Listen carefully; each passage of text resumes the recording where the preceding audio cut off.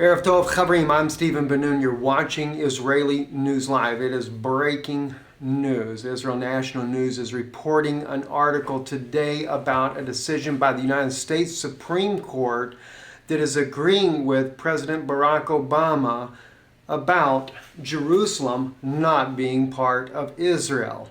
That is a major news that is coming out. I want to share this article with you. We have been reporting now for some time that they are internationalizing Jerusalem.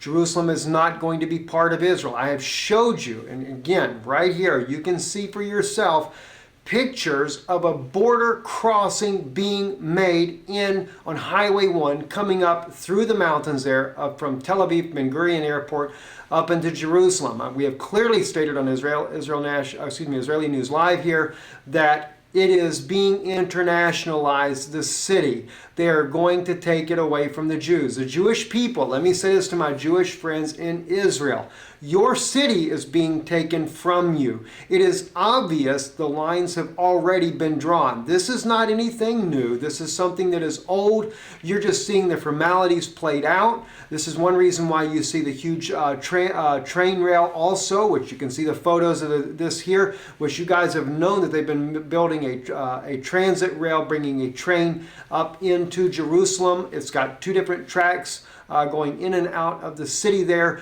But the checkpoints, the very checkpoints, these tunnel things are not going under a mountain, as you can clearly see in the photos. This checkpoint is being constructed so that you are going to have to use a passport to enter into Jerusalem. Jerusalem is not going to be a part of Israel. This has been decided on. The Vatican has pushed it. Shimon Peres pushed it with the Vatican because the Vatican wanted this to start with. It wasn't that Israel wanted it. The Vatican wanted it. This is why certain families that were pushing for power back in 1948, it was a plot from the very beginning. This is why Britain also was part of the plot when Israel was being formed as a nation, why they limited the number of new immigrants that could come in annually, because why? They had to have certain families in power, families that were Jewish families that were loyal to Rome in order to do the infrastructure of the country itself. Once the Jews came in after the Holocaust, they came in faster, some illegally, but they finally got in, they became citizens, and of course it slowed the process down for Rome. Rome didn't get a hold of Jerusalem as fast as they wanted. But since the accord back in 1993, when Shimon Peres, then Prime Minister, began to work out the Oslo Accords, and it was really all about the Vatican and Israel working out an agreement in order for the Vatican to get control of Jerusalem. It is happening. We can see the official word happening right now. You think that we've been kidding about this? Maybe some people have not taken it seriously. It seems like we were the only news agency that has actually done it. You don't hear about it by CNN. Fox doesn't have the guts to report it. Newsmax, none of them have the guts to report that Jerusalem has been divided away from the Israelis already. You don't build a checkpoint and then divide the land afterwards. You build a checkpoint based on the fact you've already have divided the land. And I'm sorry for my Jewish brothers and sisters. Micah chapter 4 says, you will go out of the city and you will dwell in the fields. And unfortunately, that's exactly going to happen. Let me read to you the article that came out. It was shared with me by a friend of ours on Facebook because we're on a small vacation right now, trying to recuperate some after the conference with Pastor Begley and his wife, and blessing that was. Anyway, it says here on U.S. Supreme Court backs Obama on Jerusalem passport.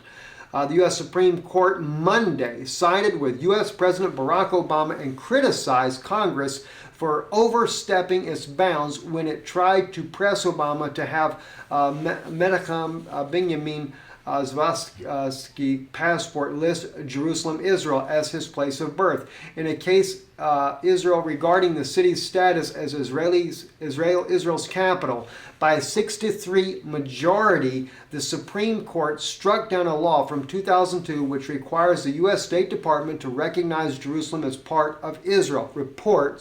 This was reported originally by National Journal. Both the administrations of Obama and George W. Bush refused to implement the law. The eastern part of the 3,000-year-old capital of the Jewish state was liberated in 1967 Six-Day War. As it stands currently, a child born in Jerusalem has Jerusalem listed on their U.S. passport without a country. Official U.S. policy has not been recognized any sovereignty on either side over Jerusalem ever since the Truman administration. In the ruling, Chief Justice John Roberts objected and opposed the 6 judges, who incidentally included all 3 Jewish members of the Supreme Court. Shame on all 3 of those Jewish judges. It shows that they are sold out to Rome, just like Shimon Peres, and even Prime Minister Netanyahu has also sold out to Rome, and that is deplorable in the first place. And it just concerns me. No wonder why they say that he is, many people say that Netanyahu is a Christian, and I've actually heard some credible evidence to support that, but I am beginning to wonder what side of the fence does he belong on. It clearly seems that he is siding with Rome, and that concerns me greatly. But anyway, we continue on. In the ruling, Chief Justice John Roberts objected. God bless John Roberts for objecting. Today's decision is a first. Never before has this court accepted a president's direct defiance of an act of Congress in the field of foreign affairs, said Roberts. The U.S. government claimed in brief to the Supreme Court to recognize that Jerusalem is a part of Israel would critically compromise the ability of the United States to work with Israelis, Palestinians, and others in the region to further the peace process, clearly indicating a desire to leave open the option to divide Jerusalem and create an Arab capital, as the U.S. has indeed pressed for. It's done, friends. It is done. I mean, I don't care how much they pretend here in this article not to tell you, it's done. And the thing is, we're going to share this video, and I ask you to share it everywhere you possibly can. Share it with Israel National News. Go to this article and share this video there. Share it with CNN. Post it on every major news site. Israel was divided long ago. They have built the checkpoint. They're finishing it up now, and it's going to be, Jerusalem will be almost kind of like Washington, D.C., maybe even a country within itself. They say they're going to give the Palestinians a capital there. They may give the outskirts, but clearly it is not under Israeli control. Even according to one of the guides there at the Temple Institute, he said Jerusalem is not under Israeli control. I know that. We believe that. We see it from the evidence, and journalists need to report on it. You're watching everything. You're seeing all the infrastructure being built for Jerusalem to be totally taken away from the Jewish people, and nobody seems to have the guts to report on it. What is it? Is CNN owned by the government, just like Vladimir Putin owns all of the media in his country? Is Fox News owned by the government? Newsmax? I'm ashamed that Newsmax has not reported this. Especially the Steve Moberg show, who stands with Israel. Report it. Mr. Moberg, stand up for Israel and report. They have divided the land. They're not telling the people, and it is deplorable. It is a biblical insult to God himself, a slap in the face of God himself, to allow the Pope of Rome to come there and first defile the tomb of David by allowing the Pope of Rome to have communion not only in the upper room, which I could probably live with that, because that is a Christian site there. But the fact that they go into the tomb of David and throw the Jews out forcibly and have a communion in the tomb of David. Of course, Israel, the government there, gave an official seat to the Pope of Rome at the tomb of David back when Pope Benedict was there as well, which only goes to show that what?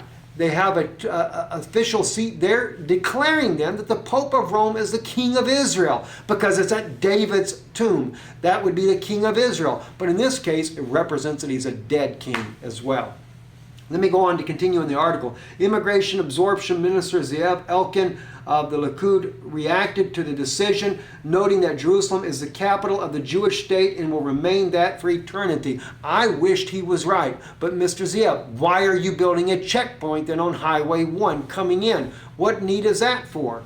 It goes on to say, Elkin, whose portfolio includes Jerusalem, called on the U.S. administration to accept the simple fact that that is a fundamental of the Jewish heritage and incidentally of Christian heritage as well. Jerusalem is the heart of the land of Israel and the eternal capital of the state of Israel. Also responding to the decision was Deputy Defense Minister Rabbi Eli Ben Don of the Jewish Home, who lives in southeastern Jerusalem neighborhood of Karhoma. United Jerusalem is, as they say here, eternal capital of the Jewish people and the center of the world, asserted Ben Don. This is how it was and how it will be. The Obama administration should express a clear position that Jerusalem is the capital of the state of Israel, especially in a period in which movements that negate the existence of the state are raising their heads, he added. Clearly, I mean, my brothers, do you not remember what Psalm 83 says? They are confederate against us. We even ask before God, be thou not silent, O God. But we see no response in Psalm 83. And it's Esau. And Esau, according to Obadiah, is Rome's. God attributes the destruction of the city and the sanctuary to the Titus general and calls him Esau, or Edom, the Edomites. Esau, the brother of Israel. And clearly that is the Romans who come in and do this. So it is Esau, it is the Edomites, it is the Vatican itself, according to Daniel 9:26, the prince that shall come. And we're dealing with a false prince that shall come, that's here now, that would be of the people who do what? It's of the people who destroy the temple and the sanctuary. Wake up, my Jewish brothers and sisters, before it's too late. And unfortunately, it is biblical prophecy that the land will be divided according to Joel's prophecy. It is clear that it's going to be divided. It has been divided, and now the evidence is leaking out that it has been. 136 nations have voted to make a Palestinian state. The handwriting is on the wall. I'm Stephen Ben-Nun, and I am sorry to report such wicked and evil news in a day like today. Pray for Jerusalem. Pray for the people of Israel. Christian friends and brothers around the world, pray for your brothers and sisters. You are like Esther. See, you were raised up for a time such as this. You are the spiritual Israel. The spiritual Jews of today are the Esthers. That though you have been summoned and married to the king, now you've come in for a time such as this. And if you remain silent, God will raise up deliverance for Israel from somewhere else. I'm Stephen Ben-Nun with Israeli News Live.